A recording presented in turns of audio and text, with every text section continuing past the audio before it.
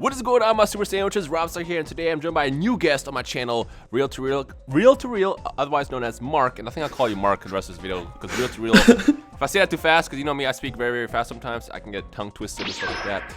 But let's go ahead and talk about this interesting discussion. Actually, I got this topic from you, because I saw you, I think you tweeted me the other day about this. Monaka. Now, before we start talking about, let's talk about Monaka for a second real fast. So, Monaka broke everyone's heart. Well, I wouldn't say broke everyone's heart, but probably broke a lot of people's heart this past weekend. And if you did not watch the episode, leave right now, because we're going to reveal a big spoiler about Monaka. That spoiler is the fact that Monaka is a total amateur, and the only reason why Beerus apparently brought him into this tournament and risked the earth. He risked his own earth, his own supply of delicious food, is because he wanted to motivate Goku and Vegeta to win the tournament and I guess get stronger or whatever, which it reminds me a lot of the whole Master Roshi thing that happened in Dragon Ball. But the cool thing about this whole situation is, since a lot of people freaked out over it and didn't really think it through, is it's awesome character development, because we're watching Beerus change right in front of our eyes, which is really, really cool. This is the same Beerus who was destroying stuff left and right just because he felt like it, and here he is. He actually likes Goku and Vegeta to the point where he wants to motivate them to get stronger, probably because he wants to fight them later. I mean, it was also revealed in the previous episode that he does want, or that we started training Goku and Vegeta because, you know, basically they want to fight them. He wants Beerus to fight Goku, Vegeta wants to fight White, vice versa. They basically want to have a big brawl at the end at some point.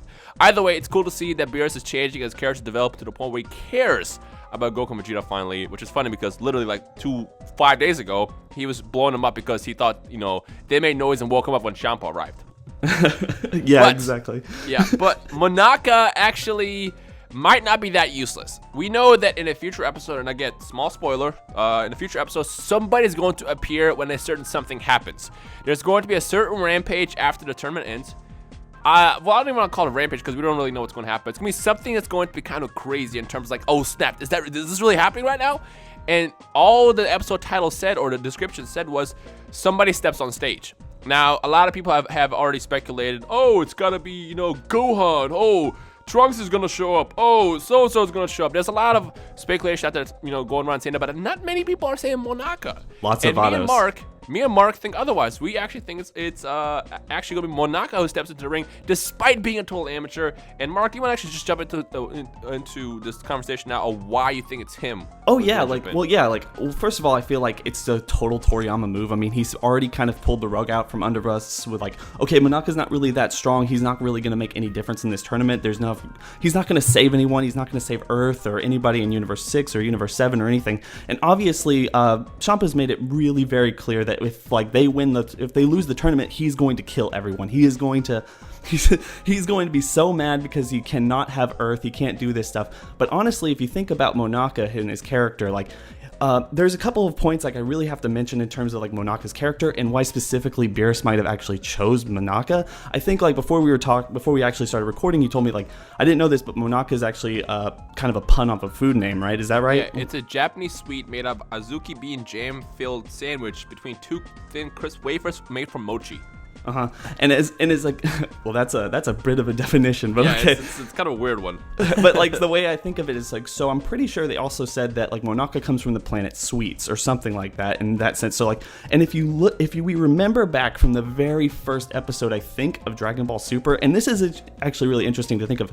Obviously, if Beerus knows and personally picked Monaka regardless of whether he fights or not, we know because they established in Super that Beerus actually goes to planets, tries their food. He was sitting at a banquet, and just because it was too salty, he blew up half the Earth. If they have, and this is it, if Monaka, and if he's run into Monaka before, and this wasn't somebody he's actually just picked out of nowhere, and he knows him, this is because Beerus went to his planet, tried the food, and actually really loved the food enough to spare them, the same way he did with Earth. So it's kind of like one of those things that obviously Monaka has like really good food on his planet. So I'm actually thinking like Monaka's going to step in and have some kind of an offering to give Champa. And then if like, and another thing they kind of established in episode 28 that Champa actually has like, he has a sweet tooth, more so than Beerus. Beerus actually likes, yeah, like Huge Beerus, he was like chugging down that freaking, big gulp and everything. And the whole thing is like, if Champa like has a sweet tooth, obviously Beerus has like, he likes kind of the savory food. He likes ramen. He likes all this stuff. We never really seen him like chow down on sweets other than that sorbet ice cream that Bulma gave him during the movie and during the last arc. So what if like Monaka comes in and he has some kind of offering to give? And I was just kind of joking, but I thought it was like funny mentioning. What if instead of like Monaka actually having like ridiculous nipples, like he's just like storing his food there, like that's where he's holding his lunch. First of all, if that is true, if you completely called us, by the way, that's disgusting. Because he obviously had to have been sitting there for a couple hours with just like sweets just under his shirt. It'd be kind of gross. But overall, like, I think it's a good possibility. I think it's a good, I mean, I feel like Monaka wouldn't be introduced for no reason. And knowing Trollyama, yes, Trollyama, he's known for doing these ridiculous moves sometimes where he'll like introduce someone like Monaka will make us think that he's this crazy, strong, powerful character. And next thing you know, he's actually useless. He's not going to be just out and about. You guys remember Hercule? Hercule was useless and ended up becoming one of the most important characters in the series after, you know, the series ended, after Dragon Ball Z ended. Like, we all hated him in freaking the Cell Saga. Like, I can't explain how much of a pain he was for me to see his face. But ultimately, I gave my respect for Hercule. He was important. He was awesome. He ended up saving the Earth, essentially, in the Buu Saga. If it wasn't for him, you know, well, in the anime, if it wasn't for him, you know, Vegeta would have gotten destroyed by the Spirit Bomb. In fact, I feel like, you know, maybe even Goku wouldn't have thrown it. Who knows? Either way, Hercule's important. And I feel like Monaka is not out yet. I think your idea or theory of him stepping into the ring, it makes sense. And who else could it be? But the thing is, the reason why that would actually, in my opinion, when you take Champa and it's like he's about to like kill everyone on Universe 6's team, he's embarrassed, he's mad that he won't get Earth and everything. Like I've already said, he has a sweet tooth, and he's going to like once he realizes that either he can actually take Monaka's planet, or my like God. he can have it. Just as you said that, I realized another possibility why he brought him. Think about this. What if actually Monaka was just a backup plan for Beerus? Because what's going to happen is, if he does lose Earth, he'll offer up the sweets to Champa and be like, yo, I'll give you this plan instead. Yo, what if that's actually it? I completely understand and agree with that, because the way is like I've already said, and the way they've kind of put this forward is like they definitely have a different sense of taste. I mean, they both really respect food, but Champa's definitely more of a sweet guy when Beerus is more of a savory guy. Yeah. So like that completely makes sense, and maybe he's his trump card, really. Like he's not lying about that. You know what? That actually might be it. I feel like we just called it. I want everybody who's watching this video to favorite this video, like save the link, bookmark it, I don't know, just save it for later. And after episode 40? Is that when he steps in? Something like that? Episode 40. After that episode airs, if we call to come back to this video and see, let's see if we can guess it, because I feel like it makes a lot of sense. Because I mean, Champa obviously loves his sweet, whereas Beerus is all about his other foods, like his meats, his sushis, and stuff like that. I mean, obviously they both like, you know, to cross sides. You know, Beerus likes his sweets too sometimes. Champa likes his regular food. He obviously loved a cup of ramen. But ultimately, I feel like they both have their preferences, and this only makes sense if. You know, if they end up losing Earth, he probably would have just been like, yo, here's Planet Wagashi instead. You know, it has sweets. Take it. You know, Monaka's a cool person.